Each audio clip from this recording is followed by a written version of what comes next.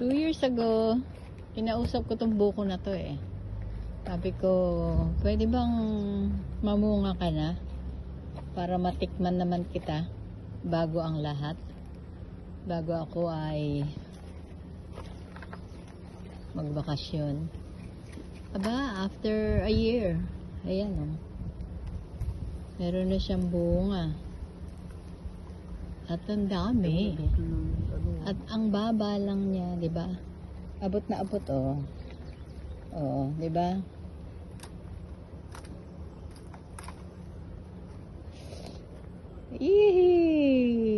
Yan.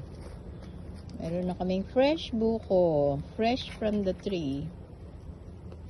Tagain mo na yung pinakasanga niya. Parang yung at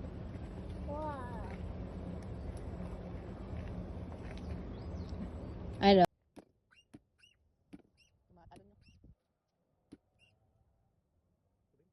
Parang hindi yan matalas eh. Tumatalon eh. Yan, nakakuha na tayo. So tamang-tama lang siya. Ito hindi masyadong makapal. Tamang-tama lang siya. Ito yung straw cells na ating gagamitin na pang-topping sa ibabaw ng ating buko pie.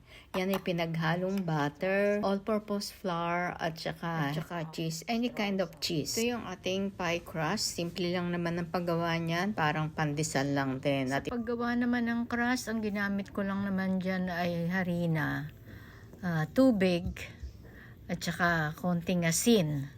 Yun lang naman ang ating ginawa. Dito sa aking pagpa-flat na to, tapos sinirep ko pala yan. Kasi ganun ang paggawa ng crust. Kailangan ilalagay siya sa rep. At saka butter pala. Butter. So, kailangan i-rep mo siya. So, dito dalawang klase yung aking ginawa na pag-flat ng ating dough. So, ito yung una kong ginawa na mahirap. Mahirap yan at saka mahirap tansyahin yung size. Nahirapan ako dyan sa paglilipat doon sa ating gagamitin na pan. Mahirap siya. Kaya okay lang yun na try natin at nakita natin yung difference kung alin yung mas madali at mas mapapadali ang buhay, ito or yung ating isang ginawa. So yung ating isang ginawa ay napakadali lang at saka yung kanyang nipis ng kanyang crust mas maganda. Mas makapal yun. Itong una kong ginawa ay mas manipis. Kaya medyo nahirapan ako dyan sa paglalagay ng design sa tagiliran. So ito yung ating pangalawang ginawa na crust. Nung flat ko siya, nilagyan ko siya ng cling wrap, yung ating ipinatong sa ibabaw. So may cling wrap siya sa ilalim, tapos may cling wrap pa rin siya sa ibabaw. So yan, saktong-sakto lang. At saka yung paglilipat natin sa kanya sa pan na ating gagamitin, hindi ako nahirapan. O, di ba? Ang easy lang niyang gawin. Napakadali lang niyang yan. O, pati yung pagkukorte sa loob ng pan, at saktong-sakto lang, walang masyadong sumobra dun sa tagiliran, wala tayong masyadong tinanggal, hindi katulad dun sa nauna, talagang marami yung natanggal, pero wala namang nasayang kasi yung tinanggal ko dun sa una, naisama ko dito sa pangalawa, so nagamit nating lahat, wala siyang nasayang na crust. So ito yung first time natin gagawa ng buko pie. Yung buko pie meron siyang crust sa ibabaw. Ito naman pangalawa, ito nga, straw cells yung ating gagamitin, yung ating ginawa kanina na butter, mixed butter, flour, at saka yung mixed butter, flour, at saka cheese. Yun yung ilalagay natin. So, ito na yung ating buko na ginawa. Sabi ko nga kanina, ang nilagay ko dyan, buko juice. Tansya-tansya lang, hindi na ako dyan.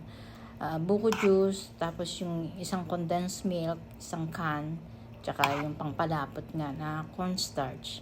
So, nung lumapot na siya, sabay-sabay na yan, sama-sama ko na siyang inano, tinunaw ko lang yung minix ko lang yung buko juice at saka yung gatas, tsaka nung kumukulo na nilagay ko yung cornstarch, tapos nilagay ko na yung buko hanggang sa lumapot na.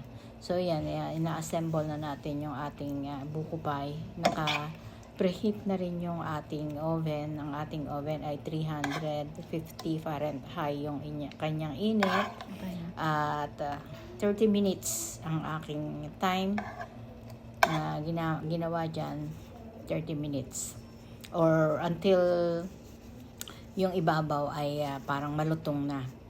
Yan, nilalagay na natin siya ng toppings sa ibabaw. So ito nga, first time kong gumawa na may ganyang toppings. Itong streusels kasi pangkaraniwang ginagawa yan sa mga muffin. Sa mga muffin yan pangkaraniwang ginagawa. Yung mga ganyang style. So, na-excite ako na makita ko na pwede naman pala tong streusel sa buko pie. So, talaga na-excite ako. Kaya, sinubukan ko. Tiyempo naman ay meron na tayong maha-harvest na na buko. So, yung next nito, meron na naman akong bagong idea. Kaya abangan nyo yung bagong idea ko sa paggawa ng egg pie. Egg pie. Hindi egg pie, buko pie na egg pie. Yun. Buko pie na egg pie. Yun naman yung susunod natin gagawin. So, dito medyo kukunti yung ating buko. Dapat yan mas marami. Mas makapal. Kasi makikita nyo doon sa ating hindi siya umapaw, diba? Hindi siya umapaw. So, naglagay din ako ng egg wash dyan. Isang egg lang yan, binati ko at pagkatapos nilagyan ko ng konting tubig lang. Pero okay lang kahit nawala na. Kasi usually ginagamit yan. Pagka ang ipapatang mo sa ibabaw ay yung crust. Ewan ko ba't ko naisipan na lagyan ng egg wash yung yan. Pero kung okay lang nawala. Dahil nga hindi naman tayo magta-toppings ng crust. Streusels nga yung ating ginamit. So, yun na nga. At isasalang na natin yan sa ating oven. So, 350 Fahrenheit, 30 minutes ang ating time. So, ayan na. Naluto na ang ating buko pie with streusel. Thank you so much for watching. Bye! See you all tomorrow.